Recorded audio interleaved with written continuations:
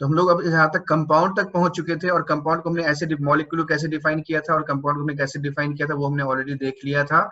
अब इससे आगे बात करते हैं, जब कंपाउंड हमने लिया था तो कंपाउंड में हमारे पास दो चीजें हैं। मैंने इसे कंपाउंड, तो कंपाउंड हमने दो तरह से डिफाइन किया हुआ है। एक हमने लिखा था स्टोइकियोमेट्रिक और स्टोइचियोमेट्रिक, और दूसरा है नॉन स्टोइचियोमेट्रिक। नॉन स्टोइचियोमेट्रिक। अब इन दोनों का मतलब क्या है, मीनिंग क्या है, इस मीनिंग को हम लोग इलैबोरेट करेंगे और सीखेंगे। सो व्हेन आई से स्टोइकियोमेट्रिक, तो यहाँ पर ये हमें ध्यान रखना है कि वैसे कंपाउंड्स का मतलब है कि वैसे जिसमें कि एलिमेंट्स दो या दो से अधिक एलिमेंट्स प्रेजेंट हैं एक पर्टिकुलर रेशियो में, तो उसको हम लोग कंपाउंड कहते हैं।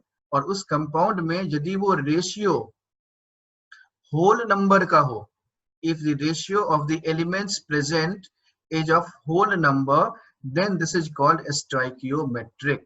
जैसे मैंने यहाँ पर ये H2O कहा, तो H2O में जो रेशियो है वो रेशियो कैसा है, 2:1 का रेशियो है। सिमिलरली यदि मैंने यहाँ पर इसके बदले SO3 ले लिया, तो SO3 में रेशियो कैसा है, 1:3 का 1 एटम हमारे पास सल्फर का है और 3 एटम ऑक्सीजन का आ गया। इसके बदले मान लो हमने यहाँ पे P4O10 ले लिया, तो हमारे पास में क्या हो जाएगा, in this case we can say this is 4:10। आप इसको स्प्लिट करके 2:5 भी बोल सकते हो, that can be done. Similarly P4O6 है, तो P4O6 में क्या हो जाएगा, अगेन 2:3 के रेशियो में ये आ जाएगा, right.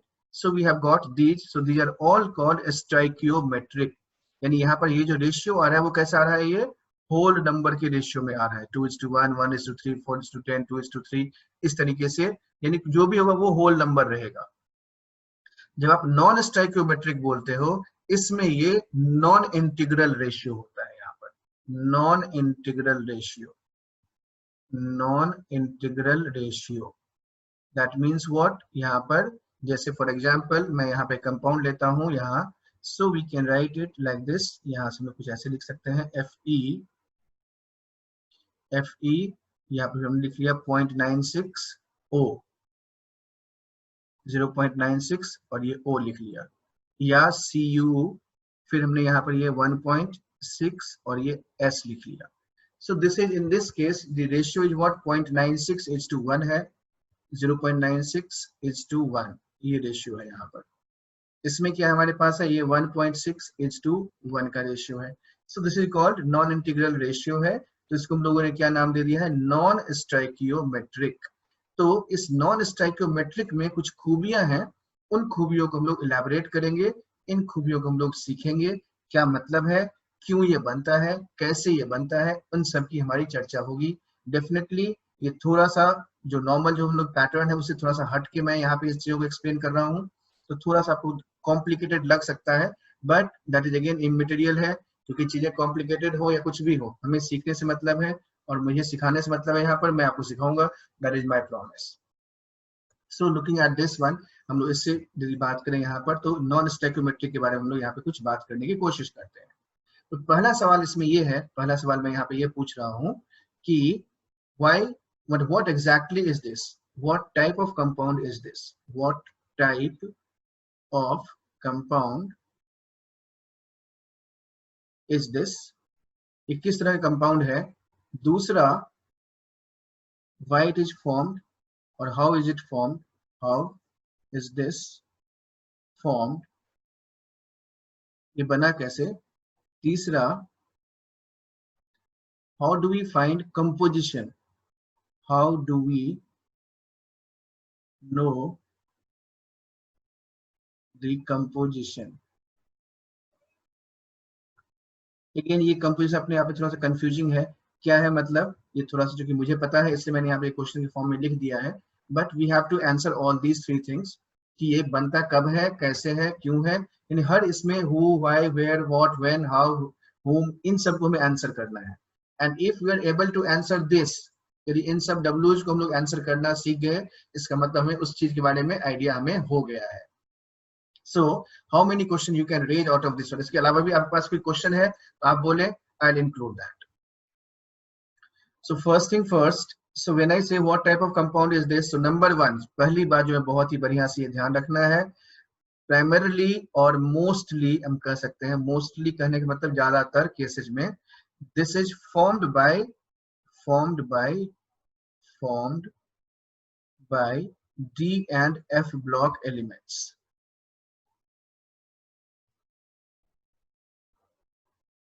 D and F block elements particularly which are by those which are showing variable valency.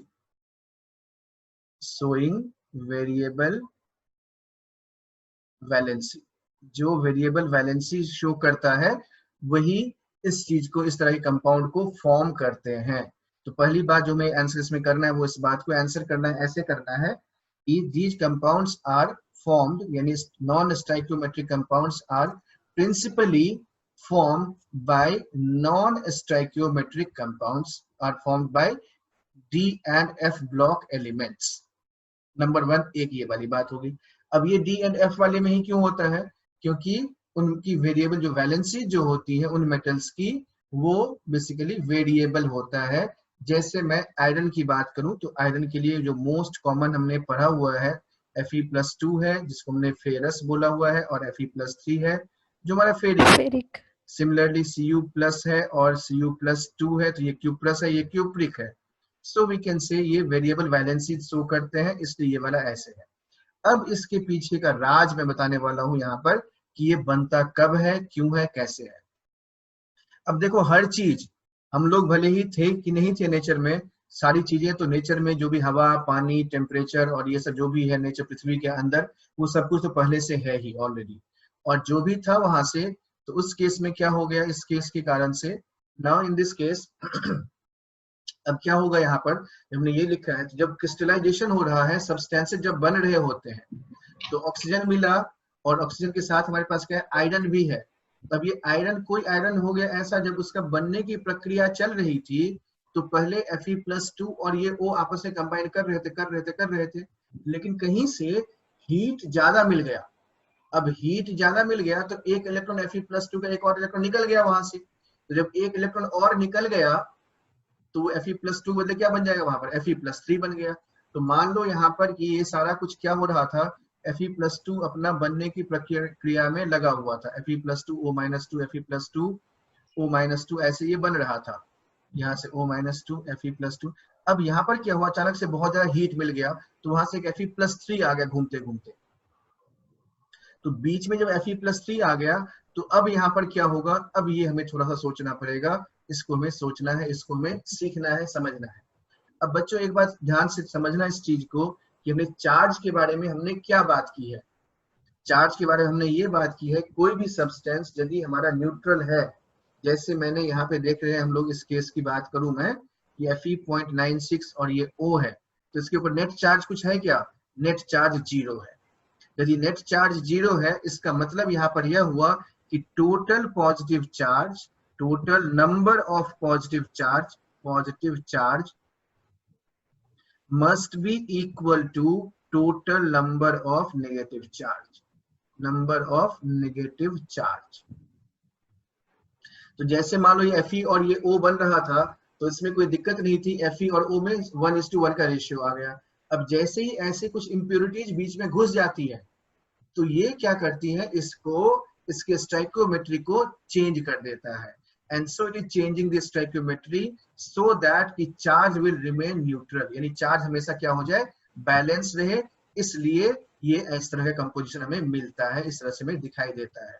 तो सीधा जवाब क्या होगा इसका, कि during crystallisation process and as an impurity some other oxidation state elements or metals are coming in between, as a result the stoichiometry जो कि integral होना चाहिए वो नॉन इंटीग्रल हो जाता है। तो ये नॉन इंटीग्रल स्टोइकियोमेट्री क्यों दिखाई देता है, ड्यू टू इम्प्योरिटी और due to different oxidation state present in a given compound. किसी भी गिवन कंपाउंड में कोई इम्प्योरिटी के फॉर्म में यदि उसका दूसरे ऑक्सीडेशन स्टेट वाला मेटल आ गया, तो वहां से इम्प्योरिटी होती है, और उस इम्प्योरिटी कारण से इसमें ये हमें डिफरेंट नॉन इंटीग्रल रेशियो दिखाई देना शुरू हो जाता है। अब जब हमने ये सीख लिया, इसका फंडा बेसिकली यही है कि जो चार्जेस होने चाहिए वो बराबर होने चाहिए, इसी को बैलेंस करने के लिए सब कुछ होता है यहाँ पर। अब जब हमने ये इस चीज को देख लिया है, अब फिर नेक्स्ट बात ये आती है कि ठीक है चलो ये ऐसे बन गया, what type of compound is this, ये हमने देखा यहाँ पर, हाउ इज दिस फॉर्म, ये भी हमने समझ लिया। अब यदि मैं यहाँ पे ये पूछूंगा भाई कितना Fe+2 और कितना Fe+3, ये हम कैसे कैलकुलेट करें? यस वी कैन कैलकुलेट, हम लोग इस चीज को कैलकुलेट कर सकते हैं। और कैसे करेंगे, that I will explain it in the next class में, मैं इसको एक्सप्लेन करूंगा। बट बिफोर दैट अगेन मैं इसको सम अप कर रहा हूँ यहाँ पर कि ये जो नॉन स्टोइकियोमेट्रिक कंपाउंड्स हैं, ट्रांजिशन एलिमेंट्स द्वारा या फिर D and F block elements द्वारा बनता है, क्योंकि उनकी जो वैलेंसीज होती है वो वेरिएबल होती है, नंबर 1। दूसरा, जब उनका क्रिस्टलाइजेशन हो रहा होता है उस टाइम में क्या होता है वहां पर कि ये Fe+2 जैसे मैंने लिखा है यहाँ पर, तो कैटायन और एनायन जो भी है, एनायंस तो वैसे ही रहने हैं, कैटायंस के डिफरेंट ऑक्सीडेशन स्टेट वाले भी एज एन इम्प्योरिटी बीच में आ जाते हैं। और जब एज एन इम्प्योरिटी आता है तो वो क्या करता है, चेंज कंपोजिशन को चेंज कर देता है। और जब कंपोजिशन चेंज होता है तो उसके कारण से क्या हो जाएगा, यहाँ पर इनके जो मतलब रेशियो है वो नॉन इंटीग्रल हो जाता है, and then it is able to form non stoichiometric compound. इसकी कंपोजिशन के बारे में बात करेंगे अगली क्लास में, ठीक है।